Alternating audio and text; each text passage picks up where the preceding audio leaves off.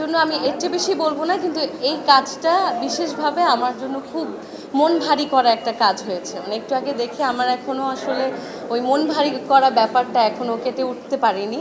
আর মিম আপু আমার খুব পছন্দের। আপুর চরিত্রের গল্পটাকে আমি আমার গানের গল্প দিয়ে আনার চেষ্টা করেছি।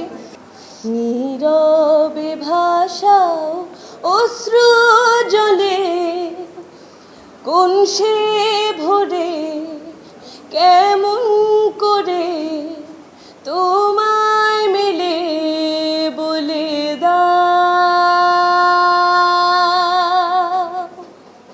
গানের জায়গা থেকে অভিজ্ঞতা একেবারেই নতুন না, কারণ আমি তো মায়ারে যে গানটা আপনারা শুনেছিলেন আসলে গল্পটা ওখান থেকেই আসা। নীরব ভাইয়াকে আমি বলছিলাম অনেক দিন থেকেই যে ভাই আমরা অনেক তো কমার্শিয়াল কাজ করি, তো আবার একটু মায়ারে বা এই ধরনের একটু সোলফুল কিছু একটা চলেন আমরা করি। সো এই গানটা যখন কাজ করা হয় তখন ভাইয়া আমাকে একদিন আসতে বললেন স্টুডিওতে, আমরা বসলাম। তো ভাই কাজী আসাদ ভাইয়ের লেখাটা অলরেডি আমাদের চোখের সামনে ছিল এবং সেখান থেকেই ভাইয়া যেটা করলেন, এই গানটার সাথে কানেকশানটা অন্যরকম হওয়ার আরেকটা কারণ হচ্ছে গানটা চোখের সামনে সৃষ্টি হতে দেখেছি। মানে লিরিক্সটা নিয়ে বসা, একটু একটু করে গুনগুন করে সুর করা, আমাকে দিয়ে গাইয়ে দেখানো কোনটা আসলে আমার মানাচ্ছে না, ফিলটা আসছে কি না।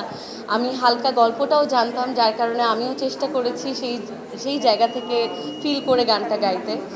চরকিকে আমি স্পেশালি ধন্যবাদ দিব, কারণ বাবা নিয়ে এরকম একটা গল্প নিয়ে কাজ করা এটা আমার খুব ভালো লেগেছে। আপনারা হয়তো জানেন আজকে প্রায় 4 বছর হয়েছে আমার বাবা নেই।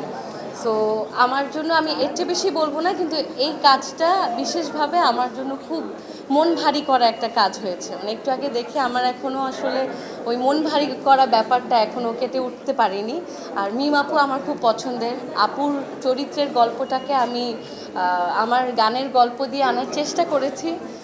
আপুর ভালো লেগেছে, সবার ভালো লেগেছে, সব গুণীরা কাজ করেছেন, আমি খুবই আনন্দিত।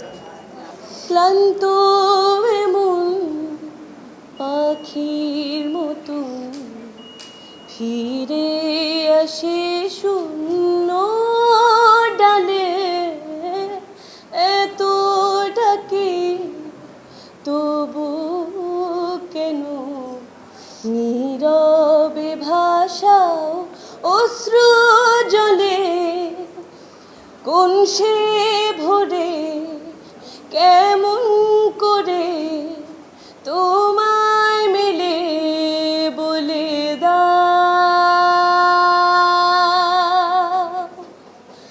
আমারে নাও, আমারে নাও, তোমার মাঝে আমারে নাও, আমারে নাও, আমারে নাও, তোমার মাঝে আমারে নাও।